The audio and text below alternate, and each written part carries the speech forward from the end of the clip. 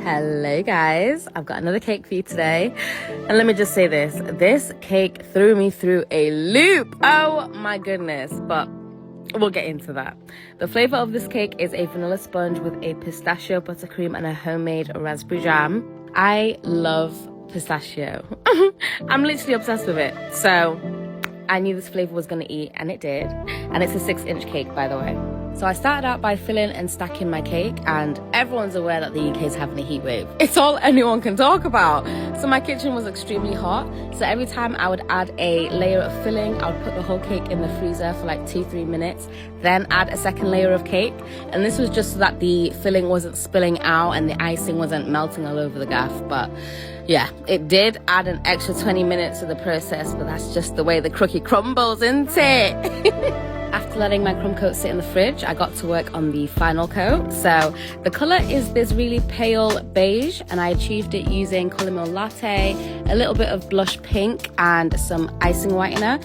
And then here I'm just spreading it all over the cake, and literally my icing was so sloppy because, like I said, the kitchen was hot, but this kind of worked in my favor. It smoothed on really nicely until I realized when I went round for the second time, everything was melting. You can see the green crumb coat poking out the cake.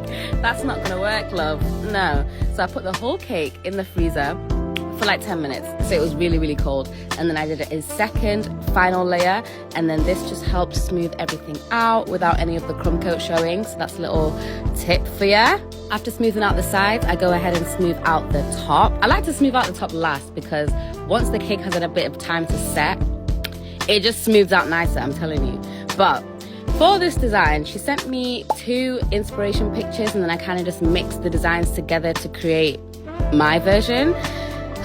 Guys, it was a bunch of firsts, let me just say that. So I started out with this mini braid piping design, and I'm using a small closed star tip. I'm pretty sure this is a 5C, and this is real time piping, so you can imagine how long this took me.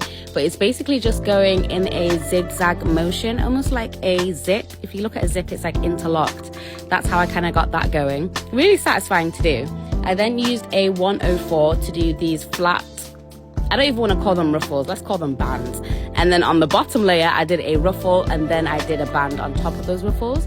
I wanted to make sure the cake looked really romantic and girly because that's the look she was going for. So I went in with a number 16 just to do these mini shells along each of those bands and ruffles, whatever you want to call them. And yeah, that really tied it together. I then went back in with my 104 just to add this ruffle onto the top layer of the heart. See, this stuff I can do. This I'm used to. Just wait until I make the biggest fumble of my life. Oh, here we are. What am I doing? Someone stop me. Stop me. Oh, my days. Basically, what I was trying to achieve is like this floral garland, because as you can see in this inspiration picture, I was going to do like a big fat green ruffle as like a base, and then I was going to pipe the mini rosettes and leaves on top of it.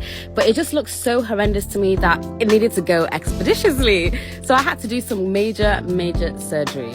Yeah, I mean, I can't believe I did that, but I did somehow. A lot of time in the freezer and palette knife work. But regardless, once I'd fixed that, I went with the second picture as inspiration, and I piped on these vines. Right now it looks scary, but just trust the process. I then added all of the florals. This literally took so long, I had to put it in time lapse. Honestly, I was standing for hours piping all of these things, but it looks so gorgeous that I'm not even mad at the time it took. I then went in with a number 1 round tip to pipe these teeny tiny bows, and this honestly tied it together for me. Ah! Pun intended. This tied it together, literally and physically. Well, not physically, but you know what I'm trying to say. I then piped these cute little rosettes in between each gap just to close the gap. Hello. And also as a nice pop of color. I then finished it off with some leaves on either side, and at this point I was really nervous for the writing. I don't know why, but recently whenever I write on a cake there's always a mistake, and this cake was no exception. I had to write club at least 4 times, I'm not joking. But ever since I started writing with the same color as the base color first, it's just made life so much easier because I can just wipe off the mistake and then go again. So that's exactly what I did. I then went over it in pink, and then here I'm using my 4B piping tip just to finish off that top border with a shell. Now here is another part where I fumbled tremendously. It's funny, but it's not funny because I packed these roses. They look absolutely stunning. I placed them on the cake, and because it was so damn hot in my fridge, I mean, in the kitchen, everything was just not making sense. Like, it was squashing the buttercream underneath, the flowers started sliding, and I was just terrified that they would ruin the cake during transit. So I just decided to take them off, which I'm so upset about because they were literally perfect. But regardless, here's how the cake turned out. When my customer saw it, she literally sent me a message saying, I've just collected the cake and my jaw has dropped at how gorgeous it is in person. Like, this night mode is insane. The cake may have taken it out of me, but the final product is gorgeous, and that's all that matters. Let me know what you guys think, and I'll see you in the next one. Bye, cuties.